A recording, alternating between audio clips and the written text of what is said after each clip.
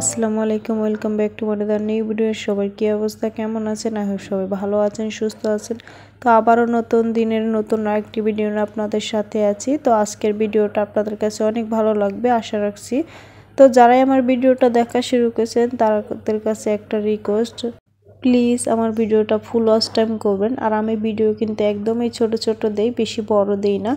আশা রাখছি আমার ভিডিও দেখে একটু হলো আপনাদের কাছে কোনো অংশ ভালো লাগবে। তো আজকে যা যা রান্না করব সব কিছু কেটে কুটে রেডি করে নিয়েছি। তো আজকে মুরগি নতুন আলু দিয়ে রান্না করব, এই বছরের প্রথম নতুন আলু। তো আর পরে গুঁড়া মাছ রান্না করব, তারপরে ভাজি দুটা, সাথে পেঁয়াজ কাঁচামরিচ আছে, আবার গুঁড়া মাছ।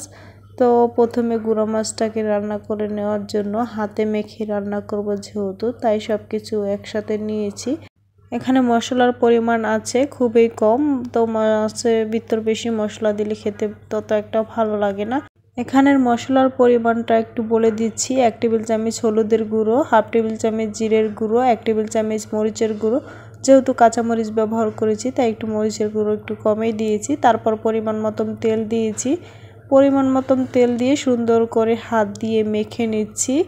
তো হাত দিয়ে মাখার পরে সুন্দর করে এবার দিয়ে দিচ্ছি গুঁড়া মাছটা। তো গুঁড়া মাছটা দিয়ে এবার সুন্দর করে হাত দিয়ে মেখে নেব। তো এটা হচ্ছে মলা মাছ, ছোট সাইজের মলা মাছ ছিল। আর মাছটা কিন্তু একদমই সুন্দর ছিল, তরতাজা। তো তারপরে সুন্দর করে মেখে হাতটা ধুয়ে এবার পরিমাণ মতন পানি দিয়ে দিচ্ছি। যারা আমার সাথে আছেন একটা লাইক দিতে ভুলে গিয়েছেন, প্লিজ এক্ষুনি আপনারা একটা লাইক দিয়ে দিবেন। আর যারা এই কাজটা অলরেডি করে ফেলেছেন তাদেরকে অসংখ্য ধন্যবাদ। তারপরে সরাসরি চুলায় বসিয়ে দিয়েছি, আর কোনো মশলা অ্যাড করা লাগেনি, একদম রান্না হয়ে গিয়েছে দেখতে পারছেন। তারপরে একটু ধনেপাতা দিয়ে সুন্দর করে লাড়া দিয়ে মাছ তরকারিটা নামাই নিয়েছি।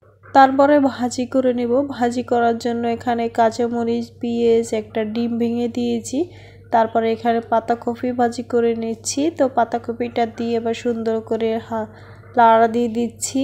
লাড়া দেওয়ার পরে তারপরে একটু ঢাকনা মুড়া দিয়ে দিব। ঢাকনা মুড়া দিয়ে তারপরে ভাজিটা করে নিচ্ছি আস্তে আস্তে এভাবে করেই। তো ভাজিটা করতে একদমই অল্প সময়ের মধ্যে হয়ে যায়। তারপর একটু ধনেপাতা দিয়ে সুন্দর করে লাড়া দিয়ে তারপর নামিয়ে নিয়েছি। আর এখন যেহেতু ধনেপাতার সিজন, সব তরকারিতে একটু একটু ধনেপাতা দিলে খেতে অনেক বেশি ভালো লাগে। তারপরে পাতাকপি ভাজিটা হয়ে গিয়েছে। আর এখানে হচ্ছে নতুন আলু দিয়ে আর হচ্ছে লাউয়ের ছোকা দিয়ে ভাজি করছি। তো এই ভাজিটা অনেকবারে আমরা খেয়ে ফেলেছি এরই মধ্যে। তারপরে দুপুরে রান্না কমপ্লিট হয়ে গিয়েছিল, আর দুপুরে আর খাওয়া দাওয়া করে নিয়েছি, আর কোনো ক্যামেরা অন করা নেই দুপুরে। আর এটা একদমই সন্ধ্যার পরে কিছু জিনিস আনা হয়েছিল। এখানে চিয়া সিড আর হচ্ছে খেজুর। তো চিয়া সিড আনা হয়েছিল 1 কেজি, আর হচ্ছে খেজুরও 1 কেজি আনা হয়েছিল। তো খেজুরগুলি অনেক সুন্দর ছিল আর অনেক বেশি ফ্রেশ ছিল। তারপরে এই যে খেজুর দেখতে পাচ্ছেন অনেক বড় বড় ছিল, লম্বা লম্বা। তার এটার কেজিও ছিল মেবি 1400 টাকার উপরে হবে।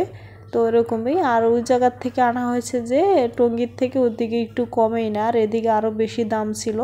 আর চিয়া সিড আনা হয়েছিল 1 কেজি, যেহেতু চিয়া সিড খাওয়া হয় বাসায়। তারপরে খেজুর কিছুটা ধুয়ে নিয়ে এসেছি, আর এখন খাবো।